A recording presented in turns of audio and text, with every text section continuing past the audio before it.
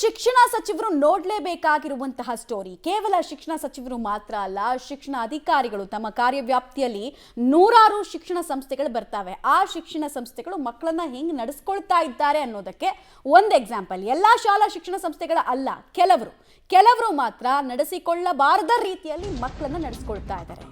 ವಿದ್ಯಾರ್ಥಿಗಳಂತ treat ಮಾಡ್ತಿಲ್ಲ, ಅವ್ರನ್ನ ಕೂಲಿ ಕಾರ್ಮಿಕರ ರೀತಿ ನಡೆಸ್ಕೊಳ್ತಾ ಇದ್ದಾರೆ. ಕೂಲಿ ಕಾರ್ಮಿಕರ ರೀತಿ ಇವ್ರನ್ನ ನೋಡಿದಾಗ, ಮಕ್ಕಳು ಮಾಡ್ತಾ ಇರುವಂತಹ ಕೆಲಸ ನೋಡಿದಾಗ ಅನ್ಸುತ್ತೆ ಇವರು ನಿಜವಾಗ್ಲೂ ಶಾಲಾ ವಿದ್ಯಾರ್ಥಿಗಳ, ಓದೋದಕ್ಕೆ ಅಂತ ಹೋದವ್ರ, ಅಥವಾ ಕಟ್ಟಡಗಳಲ್ಲಿ ಕಾರ್ಮಿಕ ಕೆಲಸ ಮಾಡ್ತಾರಲ್ಲ ಆ ಕೆಲಸಕ್ಕಂತ ಹೋದವ್ರ ಅಂತ ಅನ್ಸುತ್ತೆ. ಯಾಕಂದ್ರೆ ಇವ್ರ ಹತ್ರ ಮಾಡಿಸ್ತಾ ಇರೋ ಕೆಲಸ ಇಲ್ಲ, ಒಳ್ಳೆ ಆಳುಗಳ ರೀತಿ ದುಡಿಸ್ತಾ ಇದ್ದಾರೆ ಸ್ಟೂಡೆಂಟ್ಸ್ ಅನ್ನ. ಕಸ ಗುಡಿಸೋದ್ರಿಂದ ಹಿಡಿದು, ಚಪ್ಪರ ಸ್ವಚ್ಛ ಮಾಡೋದ್ರಿಂದ ಹಿಡಿದು, ಶೌಚಾಲಯ ಶುಚಿಗೊಳಿಸೋ ಕೆಲಸ, ಅಪಾಯವನ್ನ ಲೆಕ್ಕಿಸದೆ ಕಟ್ಟಡದ ಮೇಲಕ್ಕೆ ಹತ್ತಿ ಅಲ್ಲೂ ಕೂಡ ಕ್ಲೀನ್ ಮಾಡಿಸುವಂತಹ ಕೆಲಸ. ನೀವು ವಿಜುವಲ್ಸ್ ಅನ್ನು ಗಮನಿಸ್ತಾ ಇದ್ರೆ, ಆ ಶೀಟ್ ಮೇಲೆ ಮಕ್ಕಳು ನಿಂತಿದ್ದಾರೆ, ಕೈಯಲ್ಲಿ ಪೊರಕೆ ಇದೆ, ಬಿದ್ದಿರುವಂತಹ ಮರದ ಒಣಗಿರುವಂತಹ ರೊಂಬೆ ಇರ್ಬೋದು ಅಥವಾ ಚಿಕ್ಕ ಚಿಕ್ಕ ಎಲೆಗಳಿರ್ಬೋದು, ಅದನ್ನೆಲ್ಲ ಎತ್ತಾಕೋ ಕೆಲಸವನ್ನ ಇವ್ರ ಹತ್ರ ಮಾಡಿಸ್ತಾ ಇದ್ದಾರೆ. ಇದನ್ನ ಸ್ಕೂಲ್ ಯೂನಿಫಾರ್ಮ್ ಹಾಕೊಂಡೆ ಸ್ಟೂಡೆಂಟ್ಸ್ ಮಾಡ್ತಾ ಇದ್ದಾರೆ. ವಾಲಂಟಿಯರ್ ಆಗಿ ಮಾಡಿಸ್ತಾ ಇರೋದಲ್ಲ, ಕ್ಲೀನ್ ಮಾಡಿಸೋದಕ್ಕಿಂತ ಮಾಡಿಸ್ತಾ ಇರೋದು. ಇದು ಮಕ್ಕಳನ್ನ ನಡೆಸ್ಕೊಳ್ತಾ ಇರುವಂತಹ ರೀತಿ. ಈ ಶಾಲೆಯದ ಕತೆ. ಪಾಪ ಮನೆಯಲ್ಲಿ ಒಂದು ಕುಡ್ದಿದ್ದ ಲೋಟನ್ ಎತ್ತಿಡ್ತಾರೋ ಇಲ್ವೋ ಗೊತ್ತಿಲ್ಲ ಈ ಮಕ್ಕಳು, ಇಲ್ಲಿ ಬಂದು ಕಸ ಹೊಡೆಯೋ ಕೆಲಸವನ್ನು ಮಾಡಿಸ್ತಾ ಇದ್ದಾರೆ. ಯಾಕೆ ಅಲ್ಲಿನ ಆಡಳಿತ ಸಿಬ್ಬಂದಿಗಳ ಕೈಗೆ ಏನಾದರೂ ಲಕ್ವಾ ಹೊಡೆದಿದೆಯಾ ಅನ್ನೋದು ಪ್ರಶ್ನೆ ನಮ್ದು. ಆಡಳಿತ ಸಿಬ್ಬಂದಿ, ಕ್ಲೀನಿಂಗ್ ಸ್ಟಾಫ್ ಇಲ್ವಾ ಹಾಗಾದ್ರೆ ಅಲ್ಲಿ? ಎಲ್ಲ ಕಡೆ ವಿದ್ಯಾರ್ಥಿಗಳಿಗೆ ಇದೇ ಕೆಲಸ ಅಂತೆ. ಇದು ಒಂದ್ ಕಡೆ ಕಸ ಗುಡಿಸ್ತಾ ಇರೋದು, ಇನ್ನೊಂದು ಕಡೆಗೆ ಶೌಚಾಲಯವನ್ನ ಕ್ಲೀನ್ ಮಾಡಿಸೋ ಕೆಲಸ ಕೂಡ ಆಗಿದೆ. ಅದರದ್ದು ಡೀಟೇಲ್ಸ್ ಅನ್ನ ನಾವು ಕೊಡ್ತೀವಿ. ಮಾಡಿ ಮೇಲ್ಗಡೆ ಕರ್ಕೊಂಡು ಹೋಗಿ ಅಲ್ಲಿ ನೀಟಾಗಿ ಕ್ಲೀನ್ ಮಾಡಿಸ್ತಾ ಇದ್ದಾರೆ. ಅಲ್ಲಿರೋ ಕಸನ ಎತ್ತೋದಕ್ಕೆ ಅಂತ ವಿದ್ಯಾರ್ಥಿಗಳನ್ನ ಶಾಲೆಗೆ ಕಳಿಸಿದ್ರ? ಕಸ ಎತ್ತಲಿ, ಕಂಡೋರ್ ಕಟ್ಟಡದಲ್ಲಿ ಕಸ ಎತ್ತಲಿ ಅಂತ ಮಕ್ಕಳನ್ನ ಶಾಲೆಗೆ ಕಳಿಸಿದ್ರೆ ಆ ಪೋಷಕರು ಅಂತ ಅನ್ಸುತ್ತೆ. ಮಕ್ಕಳ ಬಗ್ಗೆ ಎಷ್ಟೊಂದು ಕನ್ಸಿಟ್ಕೊಂಡು ಶಾಲೆ ಕಳಿಸ್ತಾರೆ, ಬಟ್ ಶಾಲೆಯವರು ನಡೆಸ್ಕೊಳ್ಳುವಂತಹ ರೀತಿ ನೋಡಿ. ಅವ್ರ ಮಕ್ಕಳನ್ನು ಹಿಂಗೆ ಕ್ಲೀನ್ ಮಾಡಿಸೋದಕ್ಕೆ ಕಳಿಸ್ತಾರಾ? ಕಂಡವ್ರ ಮಕ್ಕಳಂದ್ರೆ ಅಷ್ಟೊಂದು ಸಸಾರನ ಹಾಗಾದ್ರೆ? ಅಷ್ಟೊಂದು ಚೀಪಾ ಹಾಗಾದ್ರೆ? ಒಬ್ರು ಇಬ್ರು ವಿದ್ಯಾರ್ಥಿಗಳ ಹತ್ರ 1 ಟೈಮ್ 2 ಟೈಮ್ಸ್ ಆಗಿರೋದಲ್ಲ ಇದು.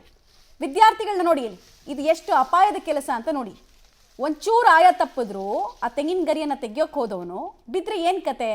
ಆತನ ಕತೆ ಏನು? ಕಾಲ್ ಟ್ವಿಸ್ಟ್, ಕೈ ಟ್ವಿಸ್ಟ್ ಆದರೆ ಯಾರು ಬರ್ತಾರೆ?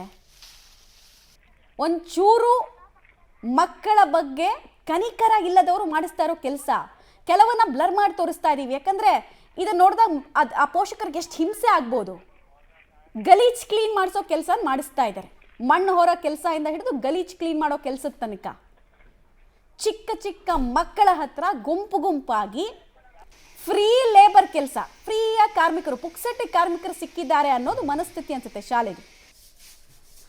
ನೋಡಿ ಅಲ್ಲಿ ಟಾಯ್ಲೆಟ್ ಕ್ಲೀನ್ ಮಾಡಿಸೋ ಕೆಲಸ. ಈ ಶಾಲೆಯ ಹೆಡ್ ಮಾಸ್ಟ್ರು ಅಥವಾ ಟೀಚರ್ಸ್ ಅವ್ರ ಮಕ್ಕಳು ಇರ್ತಾರಲ್ವ, ಅವ್ರಿಗೂ ಕೂಡ ಅವ್ರ ಹತ್ರ ಮಾಡಿಸ್ಬೋದಲ್ಲ ಈ ಕೆಲಸನ?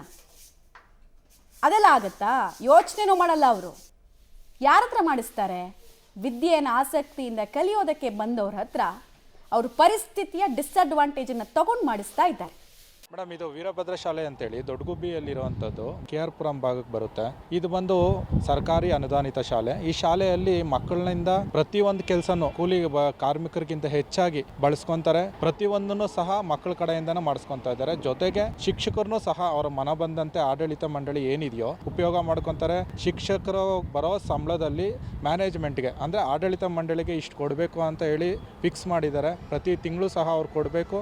ಕೊಟ್ಟಿಲ್ಲ ಅಂತಂದರೆ ಅವರು ಮೇಲೆ ಕಾನೂನು ಕ್ರಮ ತೊಗೊತೀವಿ, ನಿಮಗೆ ಇನ್ಕ್ರಿಮೆಂಟ್ ಕಟ್ ಮಾಡ್ತೀವಿ, ಅಥವಾ ಮೇಲೆ ಇನ್ನೇನಾದರೂ ಪೋಸ್ಟಿಂಗ್ ಬರೋವಂಥದ್ದಿದ್ರೆ ಅದಕ್ಕೆ ಅಡೆತಡೆ ಮಾಡ್ತೀವಿ ಅನ್ನೋದ್ರ ಬಗ್ಗೆ ಸಾಕಷ್ಟು ಭಯಪಡಿಸಿ ಆ ಶಾಲೆಯ ಆಡಳಿತ ಮಂಡಳಿ ವ್ಯಕ್ತಪಡಿಸ್ತಾರೆ.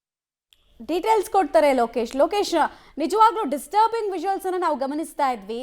ಸೊ ಇದು ನೋಡಿದಾಗ ಅನ್ಸೋದು ಮಕ್ಕಳನ್ನ ಇಲ್ಲಿ IPS, ಇಂಜಿನಿಯರು, ಡಾಕ್ಟರ್ಸು ಮಾಡೋದಕ್ಕೆ ಆಸಕ್ತಿ ಇದ್ದಂಗೆ ಇಲ್ಲ ಈ ಶಿಕ್ಷಕರಿಗೆ ಮತ್ತೆ ಆಡಳಿತ ಸಿಬ್ಬಂದಿಯವರಿಗೆ.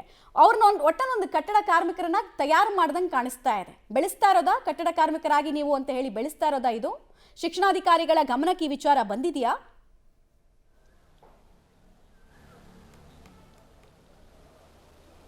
ಮಮತಾ, ಶಿಕ್ಷಣಾಧಿಕಾರಿಗಳ ಗಮನಕ್ಕೆ ಈ ವಿಷಯ ಬಂದಿದ್ರು ಕೂಡ ಕಣ್ಮುಚ್ಚಿ ಕುಳಿತಿದೆ ಅನ್ನುವಂಥ ಪ್ರಶ್ನೆ ಮೂಡ್ತಾ ಹೋಗುತ್ತೆ. ಕೂಡಲೇ ಗಮನಕ್ಕೆ ಬಂದಿಲ್ಲ ಅಂದ್ರೂ ಕೂಡಲೇ ಈಗಲೇ ತತ್ಕ್ಷಣಕ್ಕೆ ಹೋಗಿ ಯಾರು ಈ ರೀತಿಯಾಗಿ ಅಮಾನ್ಯವಾಗಿ ನಡೆಸ್ಕೊಂಡಿದ್ದಾರೆ ಅವರ ವಿರುದ್ಧ ಕ್ರಮ ಆಗಬೇಕಾಗುತ್ತೆ. ಇಂತಹ ಪ್ರಕರಣಗಳು ರಾಜ್ಯದಲ್ಲಿ ಆಗ್ತಾ ಇರೋ ಸಂದರ್ಭದಲ್ಲಿ ಅಂಥವ್ರನ್ನ ಅಮಾನತು ಮಾಡಿ ಶಿಕ್ಷೆಗೆ ಒಳಪಡಿಸುವಂಥ ಕೆಲಸ ಆದರೂ ಕೂಡ ಮತ್ತೆ ಇಂತಹ ಪ್ರಕರಣಗಳು ಮರುಕಳಿಸ್ತಾ ಇರುವಂಥದ್ದು ಬೇಜವಾಬ್ದಾರಿ, ನಿರ್ಲಕ್ಷ್ಯ. ಹೊಟ್ಟೆ ಬಟ್ಟೆ ಕಟ್ಟಿ ಈ ಮಕ್ಕಳನ್ನ ಓದಬೇಕು, ವಿದ್ಯಾವಂತರನ್ನಾಗಿ ಮಾಡಬೇಕು, ಒಳ್ಳೆ ಕೆಲಸಕ್ಕೆ ಹೋಗಬೇಕು ಅನ್ನೋ ಕನಸು ಕಟ್ಕೊಂಡು ಪೋಷಕರು ಮಕ್ಕಳನ್ನ ಕಳಿಸ್ತಾರೆ. ಆದರೆ ಇಲ್ಲಿ ಶಾಲಾ ಆಡಳಿತ ಮಂಡಳಿಯವರು, ಶಿಕ್ಷಕರು ಇವರನ್ನು ಆಳುಗಳ ರೀತಿಯಲ್ಲಿ ದುಡಿಸ್ಕೊಳ್ತಾ ಇರುವಂಥದ್ದು. ಈ ದೃಶ್ಯಾವಳಿಗಳನ್ನು ನೋಡಿದ್ರೆ ನಿಜಕ್ಕೂ ಅವ್ರನ್ನ ವಿದ್ಯಾಭ್ಯಾಸ ಮಾಡಿ ಉನ್ನತ ಮಟ್ಟಕ್ಕೆ ಕಳಿಸೋದು ಬಿಟ್ಟು ಇವ್ರನ್ನ ಕಟ್ಟಡ ಕಾರ್ಮಿಕರಾಗಿ ಪರಿವರ್ತನೆ ಮಾಡೋದಕ್ಕೆ ಅಲ್ಲಿ ಪಾಠ ಮಾಡ್ದಂಗೆ ಅನ್ನಿಸ್ತಾ ಇದೆ. ಈ ರೀತಿ ಯಾರು ಮಾಡಿದಾರೋ ಅವ್ರ ವಿರುದ್ಧ ಕ್ರಮ ವಹಿಸಬೇಕಾಗುತ್ತೆ. ಈಗಾಗಲೇ BEOಗಳಿಗೆ, ಅಲ್ಲಿನ ಶಿಕ್ಷಣಾಧಿಕಾರಿಗಳಿಗೆ ದೂರು ಕೂಡ ದಾಖಲಾಗಿದೆ. ಕೂಡಲೇ ಹೋಗಿ ಇವತ್ತು ಕ್ರಮ ವಹಿಸ್ತಾರ. ಯಾರು ಈ ರೀತಿ ತಪ್ಪು ಮಾಡಿದ್ರೆ ಅವರ ವಿರುದ್ಧ ಶಿಕ್ಷೆ ಆಗಬೇಕಾಗತ್ತೆ. ಇಲ್ಲದೆ ಹೋದರೆ ಇಂತಹ ಪ್ರಕರಣಗಳು ಎಚ್ಚೆತ್ತುಕೊಳ್ತವೆ. ಜೊತೆಗೆ ಅವರ ಪೋಷಕರು ಕೂಡ ಹೋಗಿ ಅವರನ್ನ ಪ್ರಶ್ನೆ ಮಾಡಬೇಕು, ಶಿಕ್ಷಕರನ್ನ, ಆಡಳಿತ ಮಂಡಳಿಯನ್ನು, ಯಾಕೆ ಈ ರೀತಿ ಮಾಡ್ತಾ ಇದ್ದಾರೆ ಅಂತ. KR ಪುರಂನಲ್ಲಿ ಬರುವಂಥ ಅನುದಾನಿತ ಶಾಲೆಯಲ್ಲಿ ಈ ರೀತಿ ನಡೆಸ್ಕೊಳ್ತಾ ಇದ್ದಾರೆ.